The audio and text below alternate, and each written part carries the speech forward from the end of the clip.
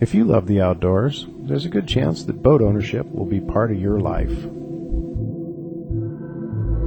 Of course, there's a vast array of boats to satisfy any nautical dream. I've always wanted a sailboat, but my family was more interested in the benefit of a power cruiser to explore the many miles of waterfront that often can't be accessed from land. There is a boat that can fill both of these tasks surprisingly well. It's the MacGregor 26. This is Jasmine's Barq, a 1998 model that I purchased used 2 years ago. During the summer months, I keep her on the Columbia River at Portland, Oregon. A leased moorage is a great convenience. It can pay for itself by eliminating the cost of towing the boat to each outing. Best of all, you have a waterfront home for the summer. My experience has been that while the boat is a compromise between power and sail, it does pretty well at both. In the next few minutes, I'll show you what she's about under power and sail, as well as give you the good, the bad, and the ugly. This, in my opinion, is the boat's best feature. She's a trailer sailor. Hook up to a good-sized SUV, and you're off to waters near or far. On the way, all the comforts of the cabin are available for use when you stop. While we have her on the trailer, let's take a look at how the Mac differs from a traditional sailboat. The Mac hull is a planing design. The centerboard tucks up into the hull. My 50 horsepower Honda can push me along at 17.2 knots. The speed declines as the hull gets gunky and I load up with gear, but I make an effort to keep the boat light. With 3 adults on board and a weekend supply of goodies, we can cruise at 11 knots at 4,400 RPM and get about 5 nautical miles per gallon of gas. With my 2 6.6 gallon tanks, this gives a 60 nautical mile cruising range at speed. Slow down, or better yet, put up sail, and range is as far as you care to go. This summer, I pulled the boat to Bellingham, Washington, and spent over a week in the San Juan Islands. In spite of some dreary weather and mostly windless days, I traveled over 200 nautical miles.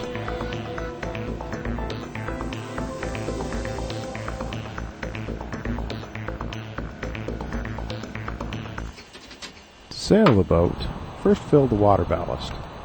Then lower the twin rudders and drop the centerboard. Motor into the wind and get the main up. I have a roller furled head sail, so I fall off a bit and roll out the 150 Jenny. This sail plan is excellent in light air and up to about 12 knots of wind speed.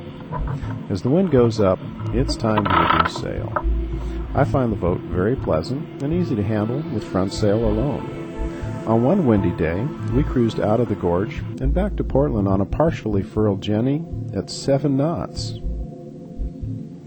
With sails properly set, I can leave the helm on any point of sail and duck below to grab a drink from the cooler or put on a new CD, and the boat stays nicely on track. Sailing downwind, it's easy to run wing on wing, no pole needed. The factory manual, while fairly good as far as manuals go, is just flat deficient on how to tune the rig. I think this is because, as tuned per the manual, it would be hard for a novice sailor to get blown down, but it also makes the boat poor to wind, slow overall, and infamous for rounding up in a gust.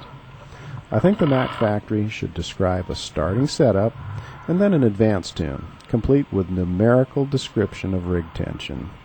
I also think that this boat is big enough that prior small boat sailing experience is a must. Either that or get some lessons. Under power, the Mac has no equal among sailboats. Get used to passing every motoring sailboat when the wind dies, as well as most of the motor yachts. At cruising speed, the Mac is smooth, stable, and can handle windy conditions. The bad news is that at slow speed, the big cabin and high freeboard is a challenge. Every skipper hates docking. The Mac is an extra handful. When docking, I always drop the centerboard in windy conditions. But then the bow likes to wander back and forth, but it's far less prone to being pushed sideways. The good news is that she will turn in just about her own length on the board, and the 50 horsepower Honda pulls strong and true in reverse. I'm pleased to say I've never rammed her into a dock, in spite of some pretty awkward maneuvers. The Mac is not for those who want to cross stormy oceans. If you need a full-size cabin filled with traditional joinery and a large galley, look further. Of course, if sailing holds no interest, there are many good power cruisers to choose from. But if you're looking for a versatile motor cruiser, sailor, that can take you on a Sunday sail or a week through the San Juan Islands, check out the Mac. The bottom line is that the MacGregor 26 series ably fills its design function. It's easy to transport by a trailer. It motors efficiently and sails adequately. The boat is designed for protected waters and light coastal cruising. It is not a race boat. It is a technical, somewhat complicated craft, but boating is a technical, somewhat complicated sport. A little complication is the price of versatility. After 2 summers sailing the boat twice a week, I find that other boaters are curious about the Mac and complimentary of her looks, accommodations, and ability. Whatever boat you choose, be safe, be knowledgeable, and be prepared for some extraordinary experiences. See you on the river.